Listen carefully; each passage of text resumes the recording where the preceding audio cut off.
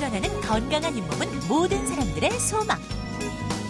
그러나 성인 5명 중 4명은 갖가지 잇몸병에 시달리고 있다.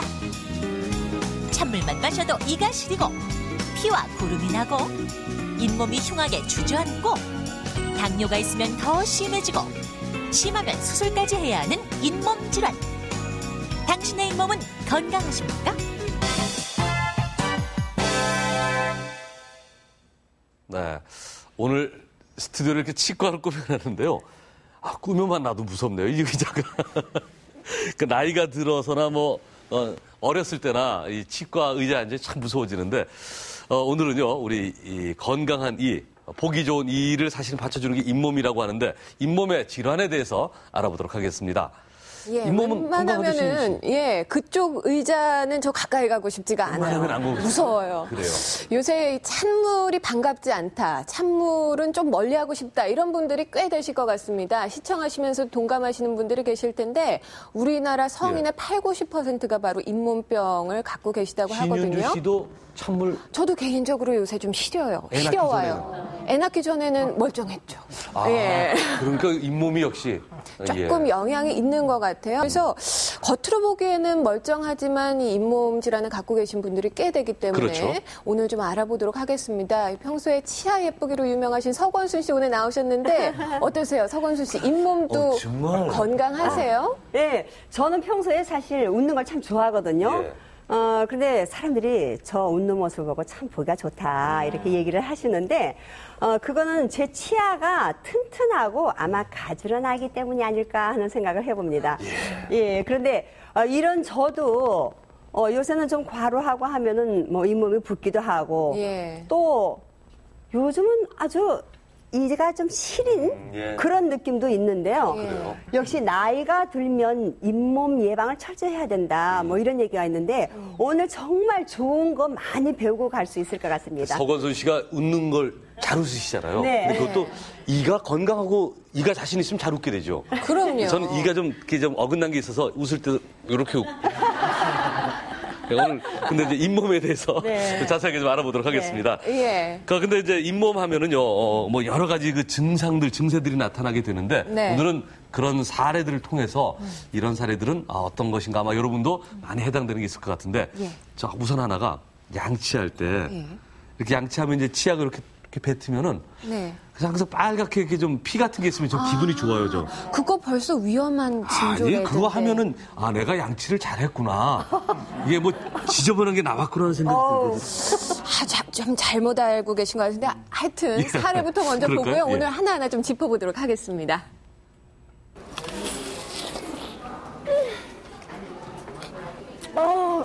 이가 굉장히 시려요. 이렇게 맛있는 사과를 한 입에 베어 먹고 싶어도 저처럼 이렇게 고통스러워하시는 분들이 계시거든요. 여러분은 어떤지 한번 찾아가 볼까요? 여기 맛있는 사과가 있는데 한 입 딱 베어 보시겠어요? 먹음직스럽게.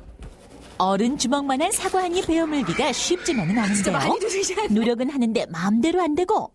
아치, 아이고 힘주고 양껏. 왜요?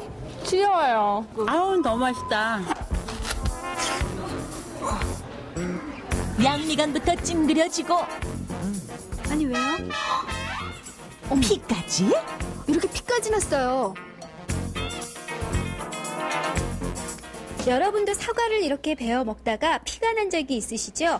이거는요, 이가 아파서가 아니라 잇몸에 문제가 있어서라는 거 혹시 아십니까? 평소 잇몸에서 피가 자주 나서 잇몸 질환을 호소하시는 분을 만나봤는데요. 평소 양치질을 하면은 피가 항상 나오고요. 그리고 잇몸이 욱신욱신거리고 아파가지고 진통제 자주 먹고 자고 일어나면 잇몸이 막 부어가지고요. 식사하기도 좀 답답하고 좀 아픈 느낌이 오래 들거든요.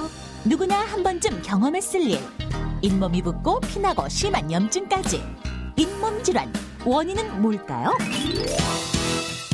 끔찍하죠? 아유, 보기가 참 그러네요. 얘기하는 분들도 그거 얼마나 아프겠어요. 그거 맞아요. 시리고 아프고. 저 정도까지는 아니고 양치할 때만 피가 좀 나고. 예, 알겠습니다. 그런데 사실 잇몸 질환하면은 좀 이제 어르신들, 나이 드신 분들이 걸리시는 거라고 그렇죠. 생각하는데 지금 화면을 보면은 나이 젊으신 분들이 사람들인데? 그러세요. 그러게요. 예. 김종관 선생님, 이 잇몸 질환 나이와 관계가 없는 건가요? 예, 잇몸병을 우리 전문 용어로는 치주질환이라고 그러는데요. 치주질환. 예, 그 원인은 치태세균입니다. 예. 그래서 이게 사실 나이하고는 뭐 연령적으로 예. 나이가 많으면 많을수록 치질환의 이완도는 많아지지만 예. 젊어서도 치은염은 많이 발생할 수 있습니다. 잠깐만, 지금 말이 어려운데. 예. 치태가 뭡니까? 치태에 대해서 좀 설명을 드리면 구강 내에는 한 200~300종의 세균들이 존재하는데 물론 뭐 좋은 세균도 있고 나쁜 세균도 있습니다. 이 세균들이 서로 살아가면서 상호작용을 해서 대사물질도 내고 분비하고 그러고 또 어떤 세균은 죽고 어떤 세균은 살아있는 상태로 서로 모여서 그 덩어리를 이루는 걸 우리가 치태세균이라고 이렇게 얘기합니다. 치태세균은 이 표면이나 이하고 잇몸 사이의 그 고울에 주로 많이 서식하는데 이 표면에 있는 치태세균이 이를 부식시킬 때는 이제 충치가 일어나는 거고 또 잇몸 사이에서 염증을 일으키면 치은염이 일어나는 것입니다. 그러니까 치태가 치석하고 다른 겁니까? 예, 치태는 이제 조금 시일이 지나면서 석회화돼서 단단하게 되면 그게 이제 치석이 되는 거죠. 또 치은염이라고 해요. 치은염? 치은은 뭡니까? 예, 우선 그 도표를 보면서 제가 설명을 좀 드리겠습니다. 예, 첫 번째 사진을 보시면은 여기 그 잇몸으로 이가 덮여 있습니다. 이가 이제 핑크색 이제 그걸 나타내고 잇몸이 이제 핑크색을 나타내고 건강한 상태죠. 이걸 단면으로 잘라 보면은 이의 조직이 치조골과 치조와 치아 사이에 섬유질 치주인대로 이렇게 연결이 되어 있습니다. 이 건강한 치은 조직이라고 볼 수 있는데 치은이니까 잇몸을 얘기하는 거죠. 네, 이제 잇몸만은 치은이고 나머지 조직을 합해서 치주 조직이라고 우리가 얘기를 하죠. 이게 이제 건강한데? 예, 이하고 잇몸 사이에 여기 이제 치태가 여기 침착하게 되면은 이렇게 되면은 다음 그림 같이 되겠습니다. 아유, 죄송합니다. 치태가 이제 침착된 경우에 잇몸이 아까보다는 조금 붉어지고 종창이 일어나고 치태가 조금 더 하부로 진행된 상태입니다. 이거를 치은염이라고 이제 얘기를 하겠습니다. 이거는 더 심한 건가요? 예, 이 상태를 치솔질을 잘 하지 못하고 치주 치료를 받지 않는 상태에서 방치하게 되면은 점점 그 치태가 치석으로 변하면서 잇몸 염증은 심해지고 상당히 출혈 소인도 많고 바로 이때가 아까 그 사과를 드신 분이 피가 나는 거 마찬가지로 이때가 이제 음식을 씹으실 때 이제 피가 이제 출혈이 되게 되는 거죠. 이 양치할 때 피가 나는 거는 이 상태에서 치태는 물렁물렁하기 때문에 칫솔질 양치로 충분히 제거가 됩니다. 치태는 그래서 치태는 양치를 제거해서 피가 좀 나더라도 정상적인 잇몸으로 돌아갈 수 있습니다. 그러나 지금같이 이렇게 하부 조직이 파괴되고 치주염으로 진행되면은 치과 치료를 반드시 받아야 되시는 거죠. 다음 그림 보시면은 아주 진행된 그런 치주염의 상태입니다. 이 상태는 이건 뭐 많이 허물어졌는데 거의 치주 조직이 치조골이 파괴되고 그랬기 때문에 치석도 많이 침착되고 잇몸의 염증뿐 아니라 치주 조직에 염증이 심하기 때문에 거의 이런 상태에 이르면은 발치를 해야 될 그런 상태로 진행되게 되는 것입니다. 그렇습니다. 전 걱정이 되는 것이 전인석 씨 같은 경우 양치할 때마다 이 피를 보신다는데 이거 어떻게 지금 염증이 진행되고 있는 그게 상태라고. 만약에 이 상처나 이 딴 원인이 아니고 잇몸 염증에서 나는 그 피면은 칫솔질을 열심히 하시면은 한 일주일 더 지나시면은 정확한 칫솔질이면은 피가 멈추게 됩니다. 그러니까 오히려, 양치질도 일종의 치주 치료의 일환이라고 볼 수 있습니다. 그러니까 정확한 칫솔질만 하시면은 자가 치료도 어느 정도 피가 나다가도 정확하게 하면 가능한 것입니다. 오늘 그것도 좀 배워야 되겠고요. 그런데 또 제가 이가 좀 안 좋은가 보죠. 또 제가 느끼는 것 중에 하나가 잇몸이 근질근질한. 잇몸이요? 없죠. 그럴 때 있으시죠, 여러분. 가끔. 없네, 저만 그런 거. 등이 근질근질하면 이렇게 손을 넣지만. 누가 긁어주기라도 좀 하고. 잇몸, 이게 잇몸이 왜 근질근질한 겁니까? 그러게요. 일단 그 잇몸에 그 염증이 있는 상태다라고 말씀드릴 수 있어요. 그래서 그것이 그 세균성 치태가 그 지연열구 밑으로 들어가서 그 아까 김 교수님 말씀드렸다시피 그 연조직의 염증을 일으키고 또 나아가서는 그것이 더 밑으로 가서 그 치아를 직접 지지하는 그 뼈를 녹이고 이런 과정을 이제 우리가 느끼기로 이제 건질건질하게 느끼기 시작하는 것일 수 있습니다. 저도 좀 치료를 좀 받거나 진단을. 그럼요. 지금 그 피가 난다 하는 것은 이제 본인이 느끼는 것이고 좀 더 전문가가 객관적인 그런 검사가 꼭 필요한 그런 사항이 되겠습니다. 그러니까 근질근질은 가끔 그렇거든요. 그러니까 그것이 치주병의 특징입니다. 바로 이렇게 말을 바꾸시네. 누구나 다 치과를 찾고 정확한 치료를 받을 것입니다. 항상 안 그렇군요. 그러니까 그게 간헐적으로 그렇고 또 치주병의 특징이 조금 진행이 되다가 또 일정 기간 휴지기를 가지고 이런 것이 특징입니다. 그러니까 대부분 사람들이 치주병을 가지고 있으면서도 그것을 모르는 거예요. 좀 괜찮다 싶으면 이제 다 나았겠거니 하고 넘어가고. 그것 때문에 우리나라 국민의 한 90%가 치주병이 있는 겁니다. 또 그러다 보니까 우리 그 무슨 광고 같은 거 보면 자꾸 그게 눈이 띄죠. 근데 사실 나이 드신 분들이 왜 그 약을 많이 드시잖아요. 그러니까 이가 아프니까 참 어떻게 참기는 해야겠고 그리고 또 치과 가기는 무섭고 그러니까 되게 잇몸을 치료한다는 그런 약을 많이 드시는 것 같은데 그거 괜찮아요? 네, 아마 요즘 많이 시판되고 있는 그 치주 약물에 대해서 말씀하시는 것 같은데요. 간단히 말씀드리면은 약물 치료만 갖고는 치주 질환은 고칠 수가 없습니다. 신문 광고, 방송 광고 보니까 금방 난다고 그러던데요. 약물 치료는 하나의 보조 수단으로 가능하죠. 그래서 약물 치료만 갖고는 어려운데 그 이유를 제가 잠깐 설명해 드리겠습니다. 지금 보시면은 치주염이 진행되면은 치아와 그 치뿌리, 이 뿌리에 그 치석이 이렇게 단단히 달라붙게 됩니다. 이 치석은 여기에 단단히 달라붙어서 치주 조직이 치아에 붙는 그 재생 작용을 억제하기 때문에 방해하기 때문에 이 스케일링을 통한 또는 그 치주 치료를 통한 치주 치료를 통하지 않고는 약물 치료만 갖고는 임시 그 치료는 될 수 있을지 몰라도 아주 그 좋은 치료는 될 수 없습니다. 그래서 약물만 복용하시는 거는 좀 문제가 있고 좀 어려우시더라도 치과를 찾아서 치주 치료와 병행하시면은 더 좋은 효과를 보실 수 있을 겁니다. 우리 광고 보면서 그 현혹돼가지고 사고 신윤주 씨가 미국에서 오랫동안 생활했을 때도 거기도 그 약 광고 같은 거 하나요? 약 광고 아주 많은데요. 꼭 이렇게 얘기해요. 의사한테 이 약을 좀 소개해달라고 꼭 얘기를 한다거나. 그러니까 일반인들은 약국 가서 직접 살 수 절대 없죠. 네. 근데 우리는 이제 뭐 그런 광고된 약들 쉽게 살 수 있으니까 일시적으로 그런 통증이 줄어들 수는 있지만 치료는 안 된다. 이건 좀 여러분이 꼭 기억을 해두셨으면 좋겠습니다. 또 잇몸 질환 이렇게 좀 간헐적으로 반응이 오기 때문에 계속 오래 방치할 수가 있다고 그래요. 그래서 이렇게 방치할 경우에는 잇몸의 뼈가 내려앉는 말만 해도 정말 끔찍하죠. 그런 경우가 있다고 하는데 우선 화면으로 그 사례를 살펴보겠습니다. 평상시에 지장에는 이런 이제 뭐 음식 먼저 먹는 데는 지장이 없었고요. 이제 2주 전에 와가지고 이제 스크린 받으러 왔다가 보시더니 선생님께서 잇몸이 주저앉고 잇몸 뿌리가 보인다고 그러고 이제 보름 동안을 한 달 보름간을 치료를 해봐가지고 안 되면 잇몸 수술한다고 지금 말씀 중이시고 계속 지금 치료를 받고 있는 중입니다. 그래서 잇몸이 그 잇몸병이 진행이 되면 그 밑에 치아를 지지하는 뼈가 녹아 내려가기 때문에 저렇게요? 결국은 뿌리가 이제 드러나게 되는 것이죠.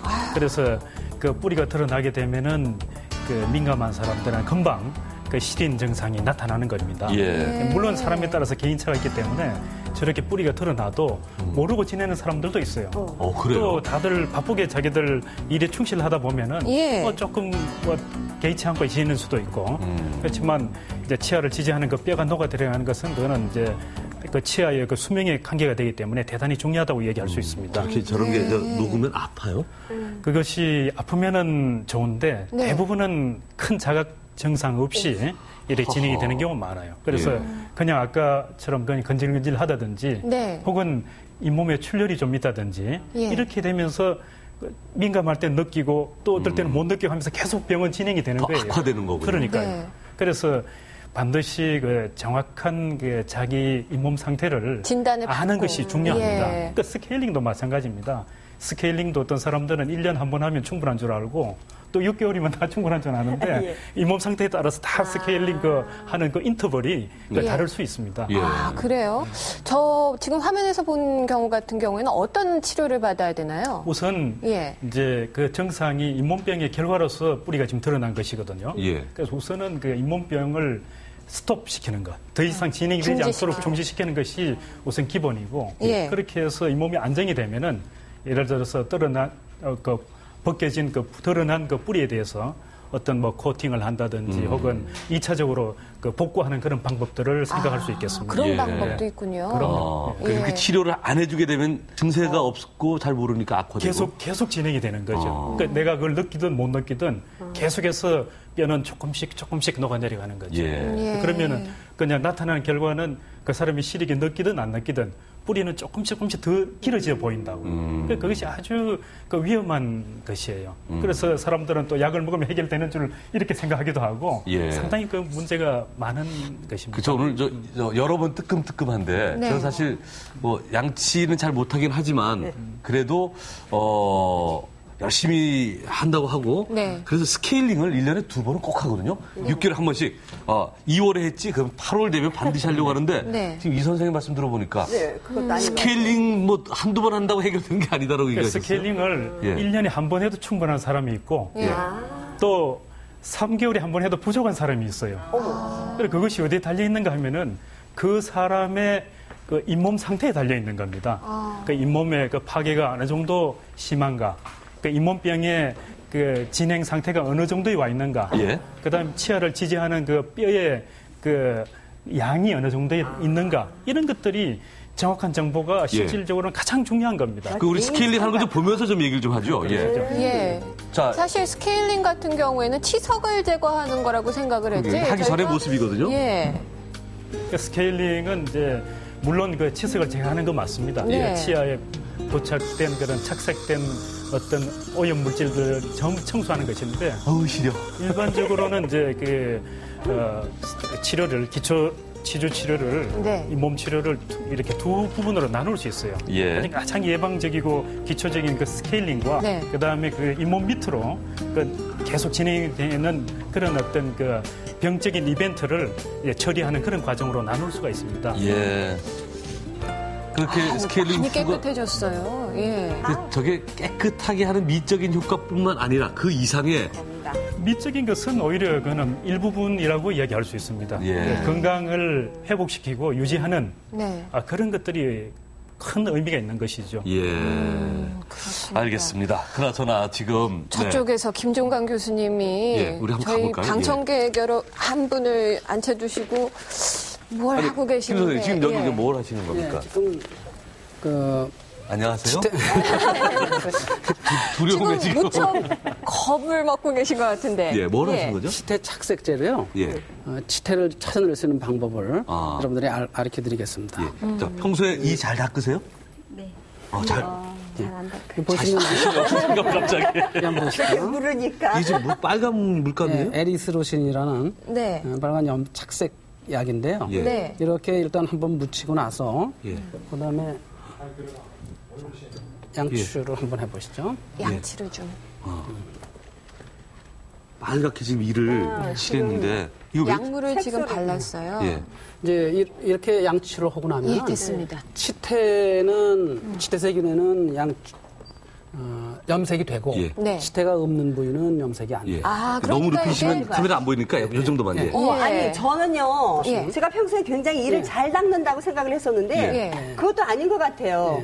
이분도 지금 아까 사실 물어보니까 잘 닦아요 하다가 막 이러는데 한번 보죠. 지금 이렇게 색소가 지금 이렇게 지금 표가 나는데 그러면은 설명 좀 해주세요. 여기 보시면은 이하고 잇몸 사이하고 이 위에 이렇게 빨갛게 착색되어 있는 부위에 있지 않습니까? 이게 바로 치태세균입니다.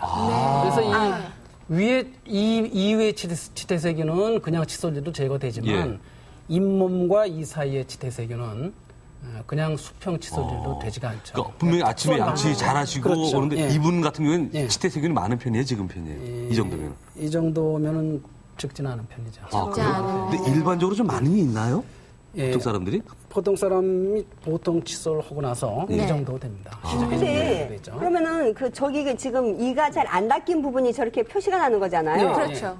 근데 사실 우리가 이렇게 왜 평소에 그 이를 갖다가 위아래로 잘 닦자, 뭐 333 해가지고 뭐 하루에 3번 식사 후에 3분 이상 닦아라 이렇게 얘기를 하는 게 있는데요. 이를 잘 닦으면 없어지는 겁니까? 그럼 그 잇몸 질환이 예방이 돼요? 그렇게 잘 닦으면? 그럼요. 잇몸 질환은 아주 정확한 칫솔질로 예방하실 수 있어요. 보통 그 치과에 오실 때 잇몸이 건강하신 분들은 자기 자신이 잇몸 치태 제거의 그 기술이라고 그러나요? 방법을 알고 계신 분들이에요. 그래서 혀로 이렇게 이를 훑어가면은 이에 그 치태가 묻어 있는 걸 알 수 있습니다. 이렇게 이게 까끌까끌하게 밀가루도 까끌까끌하게 묻어 있는 걸 알 수 있어요. 그거를 아주 정확하게 제거하시면은 칫솔질 잘 되는 거예요. 이제 그거를 모르시는 분들이 계시거든요.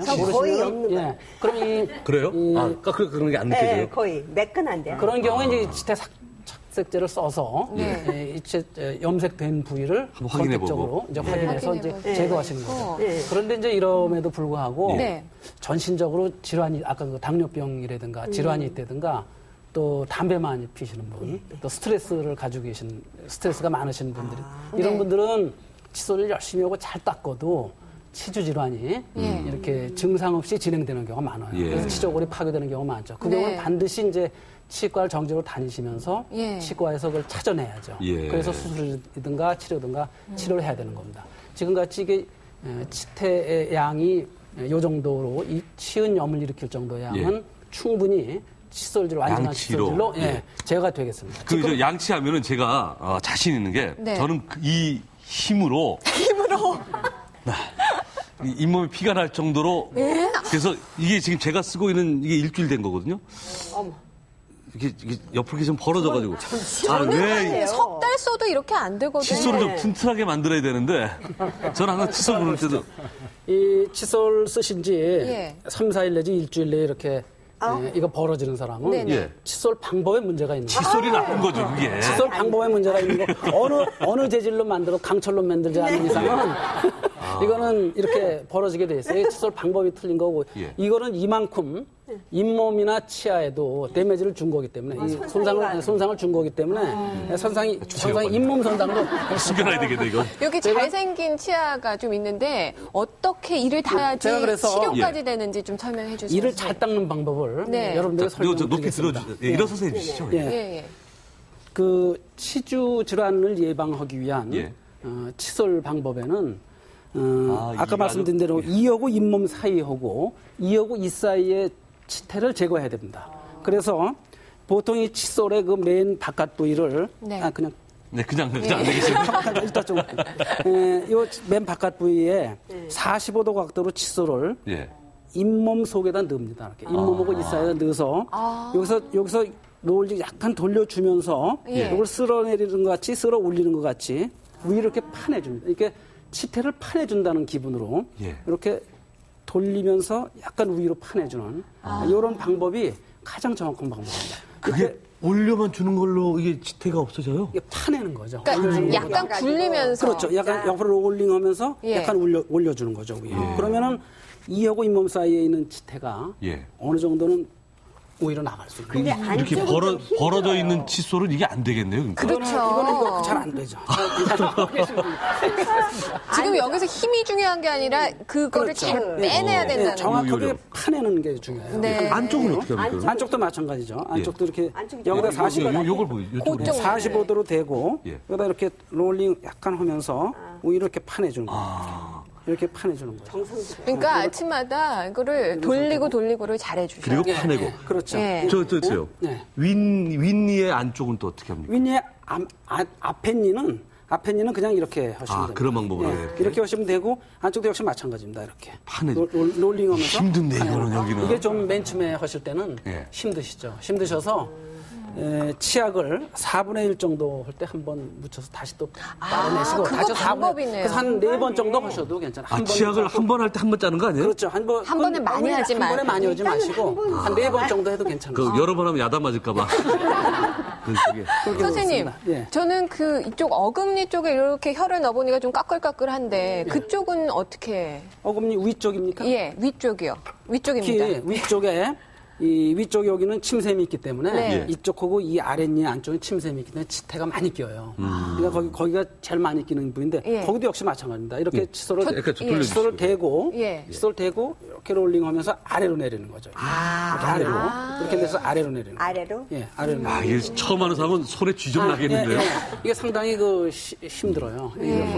그러나 조금 그 치태를 자기가 혀로 찾아낼 수 있으면은 그 혀로 확인해가면서 이게 덜 됐나 잘 됐나 이렇게 보고 그렇게 할 수 있죠. 서금수 씨는 이게 그렇게 잘 관리된 게 이런 식으로 양치하셨어요? 아니 이렇게까지 철저히는 안 했어요. 저는 아무튼 열심히 하긴 하거든요. 근데 뭐 치약을 몇 번 묻힌 적은 없고요. 근데 하여튼 열심히는 닦았어요. 왜냐하면 그리고 스케일링도 자주 해주고. 그 방법은 치태만 선택적으로 파내면서 예. 잇몸은 상처를 안 내기 위한 방법이거든요. 예. 옆으로 막 해도 치태 제거는 됩니다. 그러면 잇몸이 닳고 이 뿌리가 닳기 때문에 그래서 옆으로 막 하지 말라는 거죠. 그러니까 칫솔 방법 중에서 옆으로 수평으로 하는 것만은 좀 다시 앉아주시면 좋겠습니다. 우리는 양치는 이렇게만 하면 되는 줄 알았더니 그게 아니에요. 언니 아래 노래도 있잖아요. 이렇게 해서 그럼 이 부위 제가 한번 칫솔을 실제 한번 해보겠습니다. 영광입니다 지금.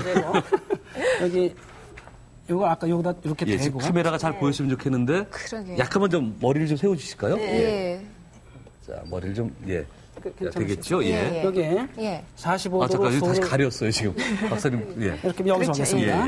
45도를 대고 이렇게 롤링하면서 우위로 지켜줍니다. 한 번 해도 많이 여기 묻어있지 않습니까? 그래서 여기 이렇게 해서 2번, 3번, 이런 방법으로 4번, 5번 하시면은 상당 부분 많이 제거가 되어 있습니다. 그래서 다시 한번 이걸로 보여. 얼마나 이 치태가 제거가 됐는지 말이죠. 한번 좀 보겠습니다. 그래서 한번 닦아주시죠. 아랫니를 지금 선생님께서 이를 닦아주셨는데요. 아까보다는 그 붉은 부분이 많이 사라진 걸 저희가 바로 확인을 할 수가 있어요. 시원하세요? 사실 좀 아프셨죠? 아니요. 그렇진 않았어요? 칫솔 할 때 아프면 안 됩니다. 아프지 않게. 지금 저 박사님 말씀 다시 한번. 이렇게 해서 옆으로도 이렇게 이런 식으로 이렇게 빨리 하면은 빨리 하게 되죠. 이렇게. 또 위에 이런 치태는 그냥 옆으로 해도 제거됩니다. 사실. 그러니까 옆으로도 해도 되는군요. 좌우로 닦는 게 굳이 나쁜 건 아니네요. 이에 교환면, 씹는 면은 옆으로 해도 되죠. 씹는 면은 옆으로 해도 되지만 옆에는 지금 이런 식으로 해도 충분히 제거가 됩니다. 그래서 가장 중요한 게 이런 식으로 양치를 잘해서 치태 세균을 없애주면은 잇몸 질환 예방되고 없앤다? 예방돼요. 상당 부분 예방돼요. 인상적인 게요. 양치질이 치료의 일환이라는 거예요. 저희는 아침마다 이렇게 식사 후에 무심코 그냥 양치해야지 했는데 이게 치료라는 거죠. 잇몸 질환을 위해서. 이렇게 하세요? 손을 어떻게 잡아요? 이렇게 잡을 때. 여기 할 때는 이렇게. 이게 제 거예요. 그러니까 이게 잡는 것도 이렇게 잘 잡고 이걸 긁어내기 쉽게. 그러니까 온 힘을 이 솔 하나에다 주는 거죠. 그 판에 그렇게 하면 솔이 안 벌어져요? 그럼 안 벌어져요. 그래서 벌써 그 솔 모양만 봐도 칫솔이 되나 안 되나 볼 수 있어요. 아니 그러니까 다른 데 가서 공들여서 해야 될 것 같아요. 맞아요. 알겠습니다. 이렇게 우리가 바른 양치 칫솔질이 잇몸 질환을 예방할 수 있다는 그런 것도 배웠고요. 또 이제 여러 가지 사례들이 있는데 다음 사례를 또 보겠습니다. 네, 여러분 중에 치과 가기 무서워하시는 분들 계시죠? 저도 사실 치과라고 하면 굉장히 무서워합니다. 그런데요, 이 치과 가기를 미루다가 치주 질환이 심각해져서 수술을 받게 되는 경우가 있는데요. 지금 제 뒤에 바로 이 수술 환자분이 기다리고 계시거든요. 어떤 상황인지 한번 들어가 볼게요. 지금 환자분이 이제 수술을 받으려고 기다리고 계시거든요. 잠깐 실례하겠습니다. 근데 어떤 증상으로 지금 이렇게 수술까지 받게 되신 거예요? 잇몸이 붓고, 고름도 나오고, 피도 나오고, 입이 시리고 그러거든요. 고름까지? 근데 이런 증상이 한 얼마 동안 지속이 된 건데요? 15년에서 한 20년 돼요. 와, 15년에서 20년. 기간이 굉장히 오래됐거든요. 근데 기간이 오래됐다고 하더라도 제가 말씀만 듣고는 어떤 상황인지 잘 모르겠어요. 예, 이런 경우에는 그 초기에는 이제 잇몸병이 그 잇몸 살 위쪽에만 있다가 염증이 아래쪽으로 진행이 되면서 이제 잇몸뼈가 아래쪽으로 이제 녹아 내려가면서 뼈가 이렇게 아래쪽 원래 여기서 위쪽에 있어야 되는 뼈가 아래쪽으로 흡수가 많이 된 상태입니다. 지금. 잇몸 질환을 오래 방치해 두었을 때 잇몸을 수술할 수도 있다고 하는데요. 잇몸 수술의 과정은 국소 마취제를 넣고 잇몸 아래쪽까지 진행된 염증 조직을 제거하고 봉합을 합니다. 그 잇몸 아래쪽까지 깊숙이 지금 염증이 지금 진행이 되었기 때문에 아래에 있는 염증 조직을 다 제거를 하는 단계입니다. 잇몸 속에 있는 염증을 완전히 깨끗하게 제거를 해내고 이제 잇몸을 다시 봉합을 하는 과정입니다. 이제 일주일 후에 저희가 다시 오셔갖고 그 제가 봉합해 놓은 봉합살을 다시 이제 풀러드려요. 그 일주일 정도 후면은 봉합살 풀르고 이제 한 달 정도 계시면은 이제 대략 이제 잇몸이 아물기 시작하죠, 거의. 잇몸 질환이 양치료해서도 이제 안 되게 깊어진 경우에 이런 방법을 쓰는 거죠? 그렇죠. 이 수술하신 분이 15년 정도 질환을 앓으시다가 잇몸 수술을 받으신 경우라고 하는데요. 네. 선생님, 이렇게 좀 오랫동안 질환을 앓으신 분들만 잇몸 수술을 하게 되는 것인지 어떻습니까? 네, 지금 그 보신 내용이 일반적인 치주과에서의 그 많이 하는 치주 치료입니다. 이거 이외에도 치주과에서 하는 치료가 좀 있어요. 지금 보시면은 지금 이 경우는 간질약을 드셔서 잇몸이 상당히 부은 그런 상태인데 이것뿐 아니라 면역 억제제라든가 또는 고혈압약 같은 거 드시는 분 중에서 일부가 이렇게 잇몸의 그 증식을 볼 수 있습니다. 가끔. 이 경우도 수술, 치은 절제 수술을 해서 치은 절제 수술을 해서 심미적으로 좋게 할 수 있는 거죠. 수술 전이고 수술 후의 사진입니다. 상당히 심미적으로 이렇게 달라요. 좋게 되겠죠. 이거 이외에 또 우리가 지금 이것도 뭡니까? 이거는 만성 치주염의 대표적인 예인데 우리가 이게 만성 치주염인데 보통 눈으로 보기에는 아까 치은염보다도 훨씬 덜한 것 같죠. 덜한 것 같은데 이제 사진이나 이제 우리 특수 방법으로 치주염 진단을 해서 이렇게 판막을 열어보니까 이렇게 이를 지지하고 있는 치조골이 많이 흡수가 되어 있죠. 이걸 열어봤을 때 예, 그렇죠. 이제 우리가 사진이나 엑스레이나 이런 걸로 이제 이걸 진단해서 알아내는 거죠. 그래서 이 경우에 이제 특수한 재료를 써서 치주 수술을 하면은 위에 지금 하얗게 된 게 지금 뭔가요? 이건 이제 차단막이라고 고텍스 멤브레인을 만드는 그 치과의 특수한 재료입니다. 이 재료를 써서 만들면은 치조골이 재생이 되게 되죠. 그래서 재생도 되는군요. 이 경우 이제 지금 보시면은 여기가 아까보다 상당히 뼈가 많이 이렇게 생기는 경우를 볼 수 있죠.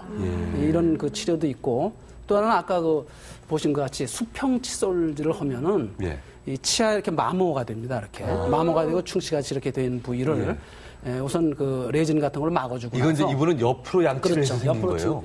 아니 근데 저는요 정말 치아에는 암이 없는 줄 알았거든요. 근데 치주암이라는 게 있더라고요.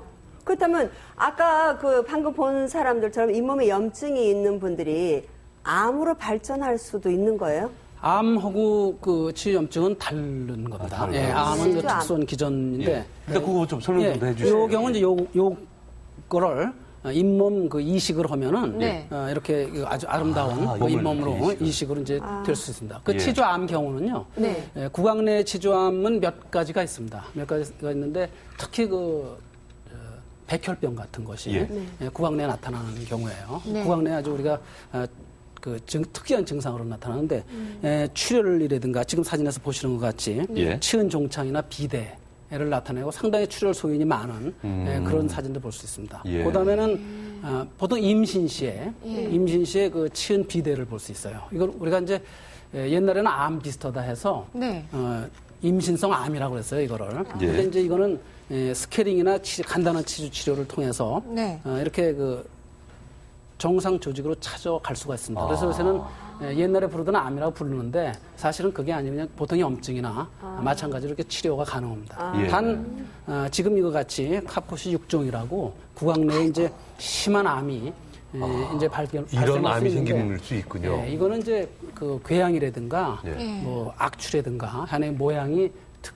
특정적으로 나타나기 때문에 우리가 좀 쉽게 알 수 있죠. 그러나 이렇게 심하게 발견되기 전까지 우리가 치주 조직을 정기적으로 검사함으로써 이런 암 발생에도 이제 미연에 방지를 하거나 알아내야 되겠죠.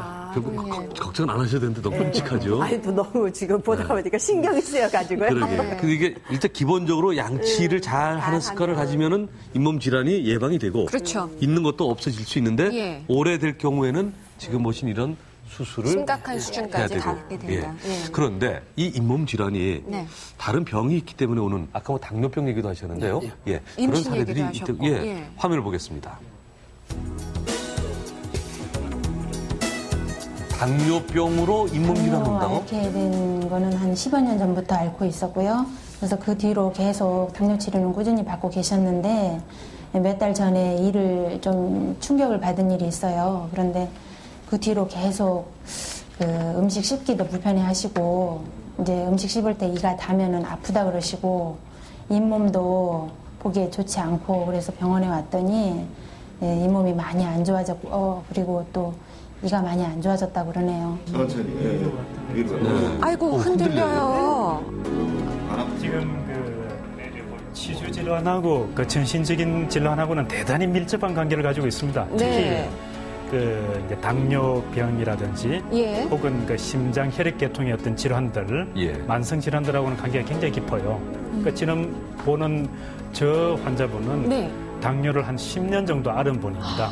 그리고 한 6개월 전에 그 연세가 높고 잘 걷질 못하시고 여러 가지 당뇨 환자들은 여러 가지 복합적인 합병증이 많기 때문에 이래 넘어지셨는데 그 앞쪽에 이제 충격을 받으셨다는 거예요.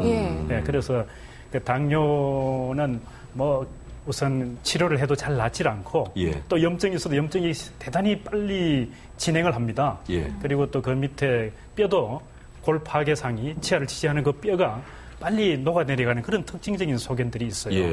그래서 당뇨 있으신 분이 치주 질환, 잇몸 질환 앓기 쉽다고 하지만 노력을 해서 당뇨병을 갖고 있지만 이걸 예방할 수 있는 방법이 또 있나요? 당연합니다. 그래서 우선 그 당뇨병이 있는 환자들은 물론 내과 선생님하고 잘 진찰을 하고 저런 치료를 받으면서 그 혈당을 조절하는 것이 반드시 필요하고요. 그다음에 그 유산소 운동 같은 거를 통해서 계속해서 이게 전체적인 건강을 증진시키면서 그다음 적절한 그 전문적인 그 치주 치료를 받는 것이 아주 중요하죠. 근데요, 저는 한 가지 이해가 안 가는 게 있는데요. 임산부들은 왜 감기약도 조심스러워서 잘 못 먹고 이런 거 많잖아요. 그런데 임산부들이 꼭 잇몸 치료를 받아야 한다, 뭐 이런 얘기를 들었거든요. 대단히 중요한 사항입니다, 그것은. 왜냐하면 벌써 그 치주병이 있는 그 산모가 그 프리텀 로벌스 웨이 베이비, 그러니까 미숙아를 낳을 그 가능성이 잇몸이 건강한 그 산모가 미숙아를 낳을 가능성의 7배 반이 된다는 그런 보고가. 아니, 산모의 잇몸 질환이 미숙아를 낳을 확률이 높아요? 그런 보고가 된 것이 벌써 거의 한 15년 전의 일입니다. 그리고 우리나라 건강한 아기를 낳고 또 산모가 건강하다는 것은 국가 건강의 그 기본이 되는 거 아니겠습니까? 그래서 또 미리 치주병을 없도록 해서 임신을 하는 것이 가장 중요하겠습니다만은 이미 아기를 가진 경우라면은 그 임신 기간 중에서도 비교적 안정된 그런 기간이 있습니다. 치료를 외과적인 간단한 치료를 포함해서 임신 초기라든가 그 적절한 그 기간이 있거든요.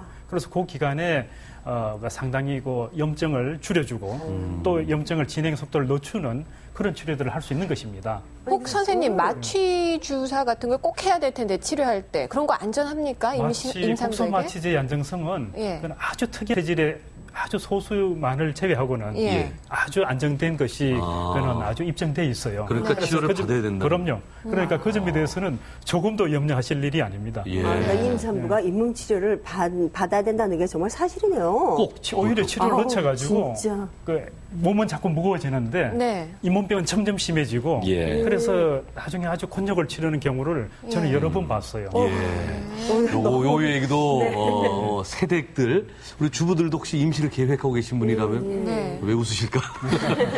반드시 잇몸 질환이 산모에게 중요하군요.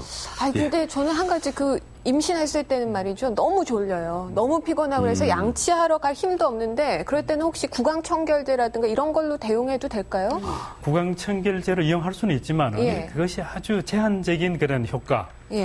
그다음에 보조적인 수단이라는 걸 잊지 말아야 됩니다. 그래서 항상 우리가 청결하게 건강하게 유지하기 위해서는 보통 기계적인 제거가 이제 가장 필수적인 것입니다. 만약에 내가 효과적으로 칫솔질을 잘 못하겠다 하면은 병원을 찾으십시오. 그러면은 그것을 전문적으로 도와줄 수 있는 치과 위생사도 있고 또 그 부분에 치주과에서는 그런 부분을 상당히 이렇게 커버할 수 있는 그런 전문적인 지식들과 기술들로 무장이 되어 있습니다. 알겠습니다. 그런데요, 제가요, 조금 잠깐 말씀드릴게요. 제가 이게 왜 과일 같은 거를 이렇게 통째로 이렇게 먹으면 잇몸에 건강하다 그래서 제가. 인상을 쓰고 얘기했어요. 이게 와작 이렇게 먹거든요. 근데 그게 안 좋다면서요. 그것이 이제 아주 젊을 때, 10대, 20대, 뭐 이럴 때는 뭐 상관없을 것 같아요. 내가 이 정도로 건강하고 튼튼하다는 거를 과시할 수도 있고. 근데 자꾸 나이가 들어가면서 좀 야만적인 것은 줄이고.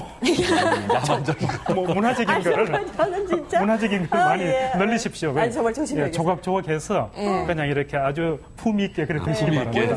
너무 많은 지식과 상식을 얻은 것 같아요. 일을 너무 속상하면 안 된다는 거 말씀이시죠. 왜냐하면 나이가 들어갈수록 어떤 서포팅 페리돈툼이라고 해서 치아를 지지하는 조직들이 조금씩 약해지거든요. 근데 임신하면 정말 양치도 귀찮아지는군요. 그럼요. 안 해봤으면 모르죠. 오늘 끝으로 이 건강한 잇몸을 위해서 저희가 치과 가는 거 조금 급할 때요. 집에서 좀 지킬 수 있는 방법들 조금 일러주세요. 보통 그래서 식후에 과일이나 야채, 배나 사과 같은 거.